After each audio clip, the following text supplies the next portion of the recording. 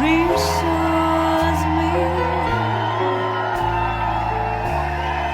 everything is okay. Hello, Ohio!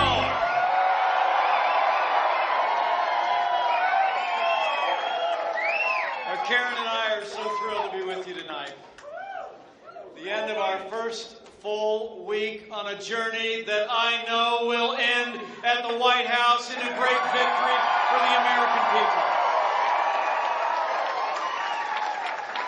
You know, last week I was humbled to accept the Republican Party's nomination to run and serve as Vice President of the United States of America. And I want to tell you what, I joined this campaign in a heartbeat because men and women of Ohio, you have nominated a man for president who never quits, who never backs down. He's a fighter, a winner, and up until now he's about had to do it all by himself, but with this united party and this united movement, I know we will elect Donald Trump as the next president of the United States of America.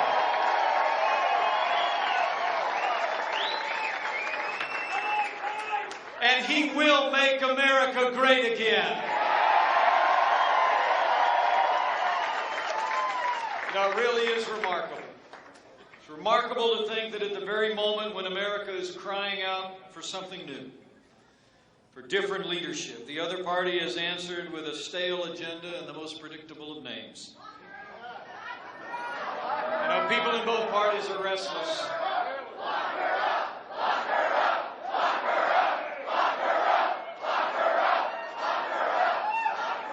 People are restless for change. They're ready to break free from the old patterns in Washington, D.C. And Democrats last night just made it official. They nominated someone who represents everything this country is tired of. So let's decide here and now, Hillary Clinton must never become president of the United States of America.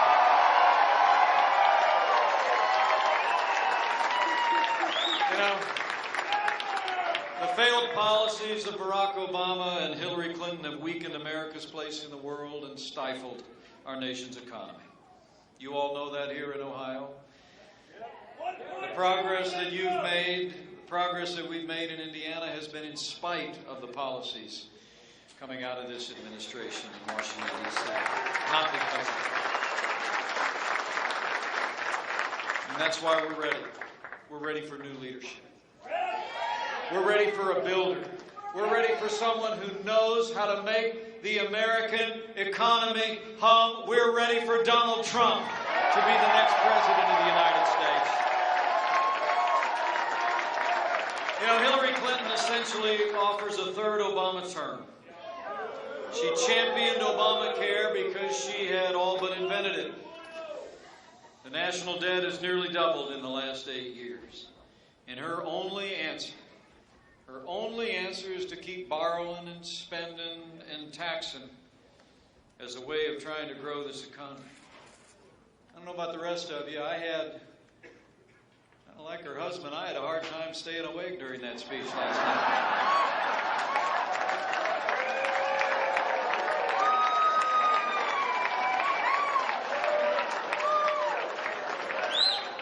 I mean, it was really long.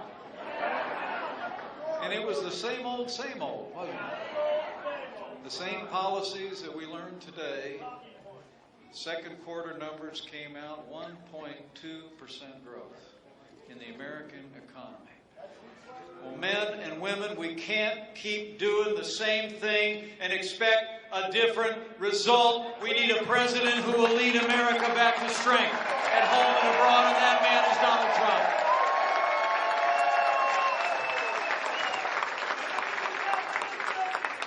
You know, Donald Trump gets it. Donald Trump gets it, guys. He's a genuine article. He's a doer in a game that's usually reserved for talkers. And when Donald Trump does the talking, he doesn't tiptoe around the thousands of new rules of political correctness that have been laid in the path of the American people. He speaks his mind. He's his own man. And he's distinctly American. I mean, think about it. I mean, where else would an independent spirit like Donald Trump thrive in the public square other than in the land of the free and the home of the brave?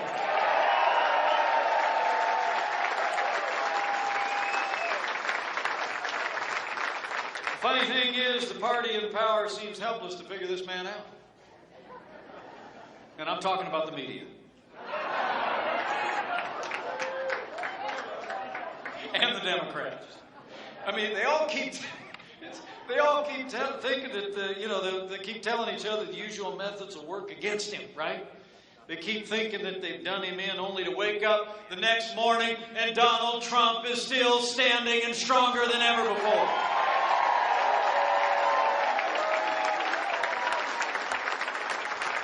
I think it's because the American people know a leader when they see one. They really do. Donald Trump understands the frustrations and the aspirations of the American people more than any other American leader in my lifetime since our 40th president, Ronald Reagan. And Donald Trump understands. He understands the American people are tired of being told. Tired of being told this is as good as it gets. We're tired of being told by politicians, frankly, in both political parties, that they'll get to solving those problems tomorrow when we deal with them today. Pile a mountain range of debt on our children and grandchildren.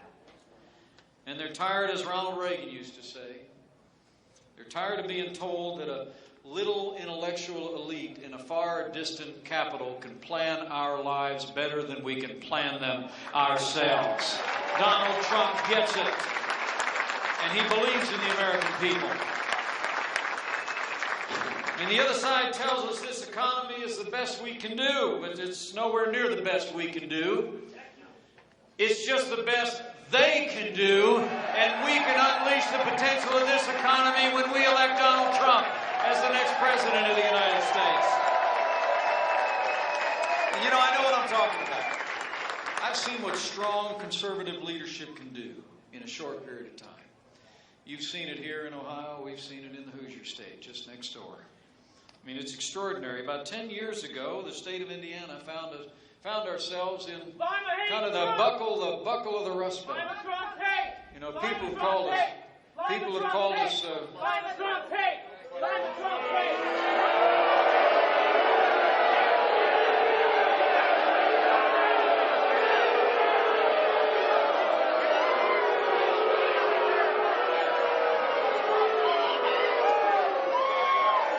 How about USA?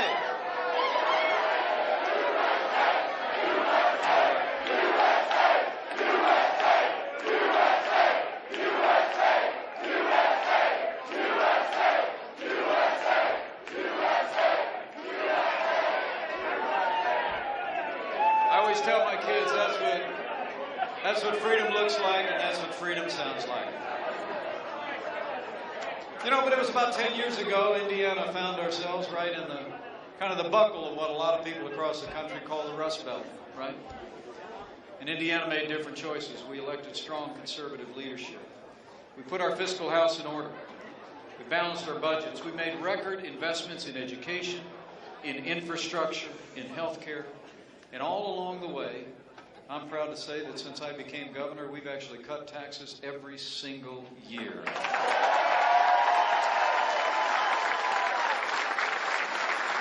The results, not only we made those record investments, but today Indiana has one of the strongest balance sheets in America. We've seen businesses large and small create 150,000 net new jobs, and there's more Hoosiers going to work than ever before in the 200-year history of my home state. And that's exactly what the no-nonsense leadership of Donald Trump will bring to the White House for all of the people of this country.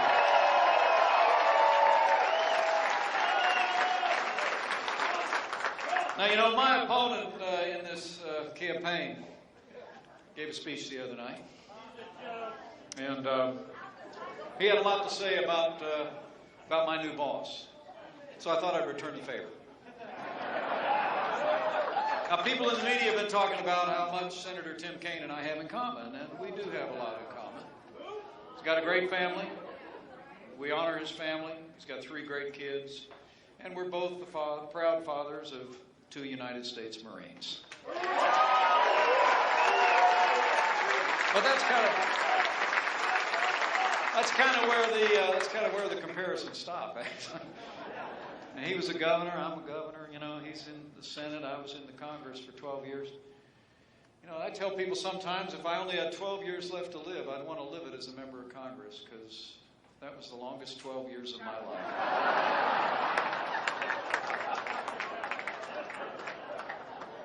So a little bit in the background, but our records as governor are just a little bit different. When then Governor Tim Kaine took office, first thing he did was propose $4 billion in tax increases. In my 4 years as governor, we've actually passed $3.5 billion in tax relief for working families, small businesses, and family farms.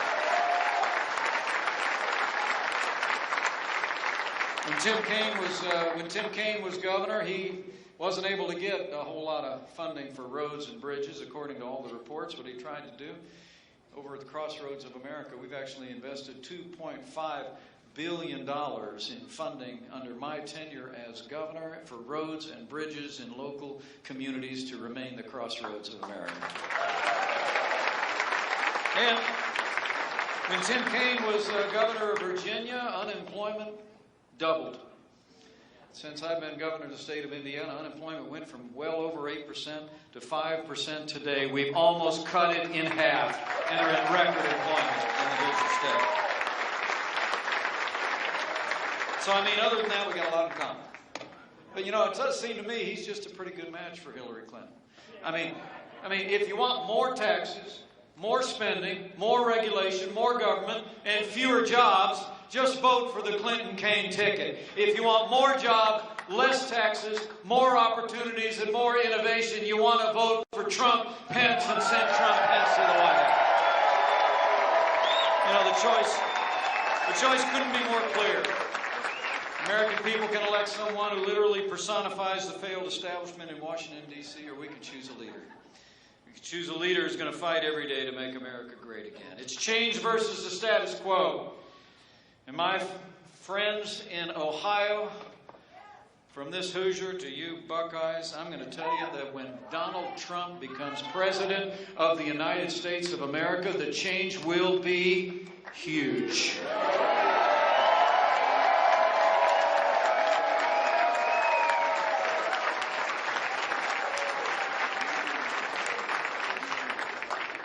And Donald Trump will put the safety and security of the American people first. You know, this is,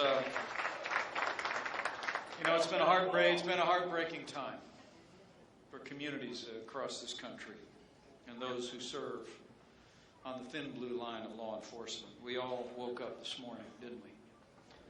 I expected to turn on the television and see a lot of coverage about politics, and what I heard about instead was another police officer fallen in the line of duty, this time in San Diego, and another officer seriously injured, who we pray is in recovery. The state of Indiana, we had a law enforcement officer who was shot on Monday, and I talked with him on the phone just a few minutes before he went into surgery, and we thank God that he's recovering. In this challenging time,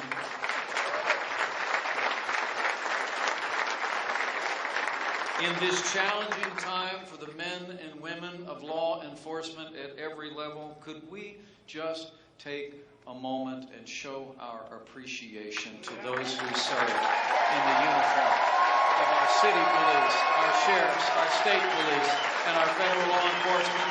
We honor you. We will always stand with you who stand on the thin blue line.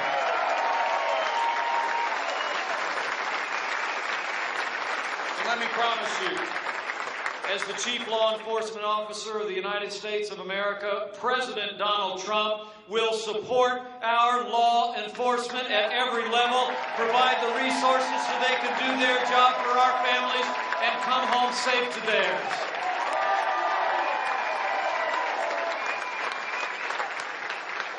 A stronger economy at home, law and order. That's what a Trump administration will bring. And the choice on foreign affairs couldn't even be more dramatic. It is remarkable to think 7.5 years of Barack Obama and Hillary Clinton's policies have weakened America's place in the world. Terrorist attacks at home and abroad, grim and heartbreaking scenes from France. Just this last Sunday, a Catholic priest murdered in his own church at the hands of ISIS terrorists. An attempted coup in Turkey. It all bespeaks of a world that feels like it's spinning apart. You know, history teaches us that weakness arouses evil. And Hillary Clinton and Barack Obama's foreign policy of leading from behind, moving red lines, feigning resets with Russia, and the rise, rule, and reign of ISIS are a testament to this truth of history.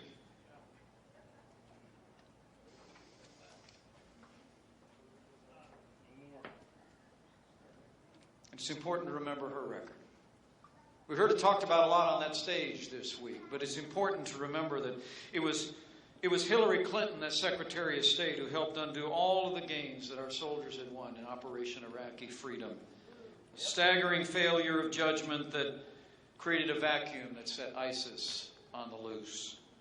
It was Hillary Clinton who instigated the president's disastrous agreement with the radical mullahs in Iran.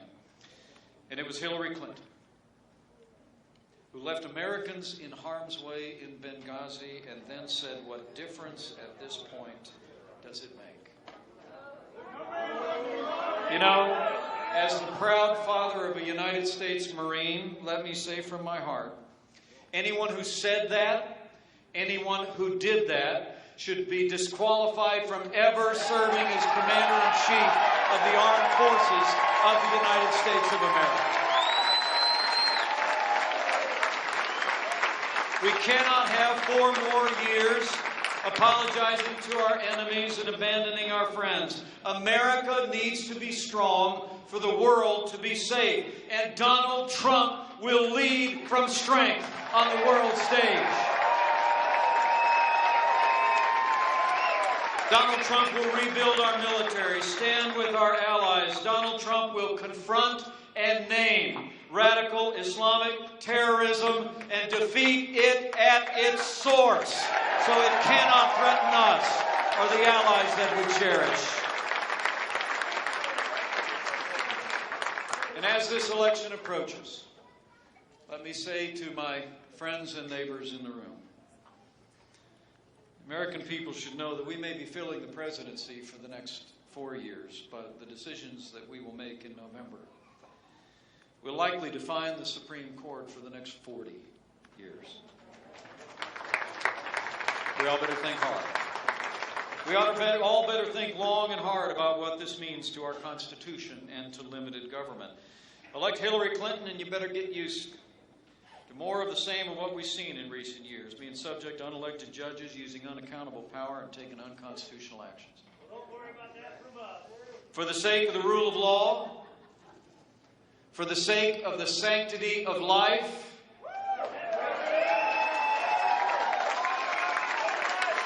for the sake of our Second Amendment, for the sake of all our God-given liberties enshrined in our founding documents, we must ensure the next president appointing justices to the Supreme Court is President Donald Trump.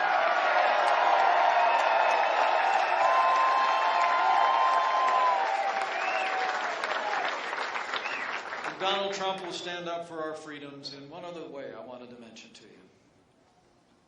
You know, the freedom of speech and the freedom of religion have been at the very heart of the American experiment since our founding. We all learned that in grade school. And when I went to school down in the Ohio River Valley at a little Hanover college, I studied the American founding. I got a degree in American history. It's been the passion of my life to learn it and to learn about those men and women.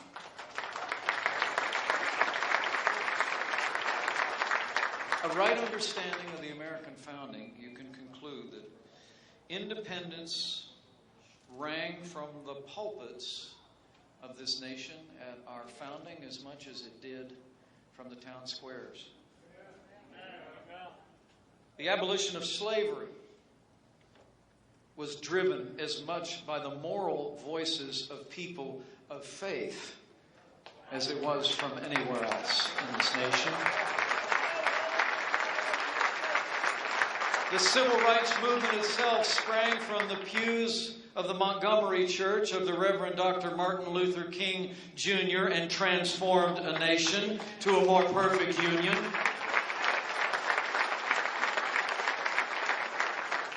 But since 1954, when a senator named Lyndon Johnson added legislation to the Internal Revenue Code, we've actually had on the law a prohibition from tax-exempt or faith-based organizations from endorsing or opposing a candidate for public office.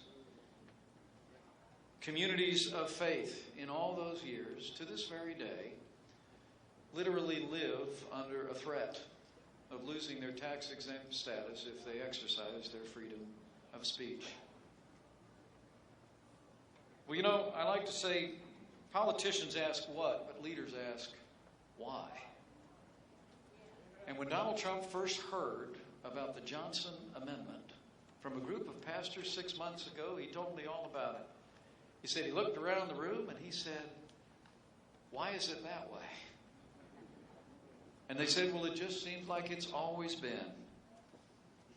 And I couldn't have been more proud when during the Republican National Convention for the first time in our party's history, in our party's platform was a commitment to repeal the Johnson Amendment and free the pulpits of America.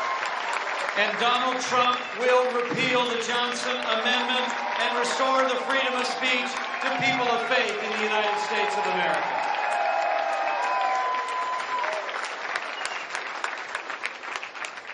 You know, these are very challenging times in the life of our nation as we speak about the importance of faith and communities of faith. I can't help, as I close, to finish there. I mentioned a little bit of history. One of my favorite quotes from history is a Frenchman named Alexis de Tocqueville. Shortly after the American founding, he would come. He traveled all through the new 13 states and colonies of our nation. And he wrote these words: "I sought for the key to the greatness and genius of America in her harbors, in her fertile fields and boundless forests, in her rich mines, her vast world commerce, in her public school system and institutions of learning. I sought for it in her democratic Congress and in her matchless Constitution. But not until I went into the churches of America," he wrote, "and heard her pulpits flame with righteousness, did I understand the secret of her genius and power. America is great," he wrote. "America is great because America is good. And if America ever ceases to be good, America will cease to be great."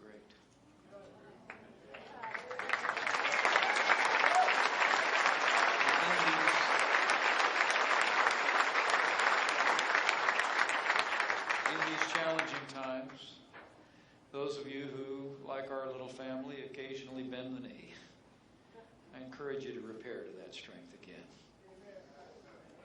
But we who know that if his people, who are called by his name, will humble themselves and pray, he will heal our land.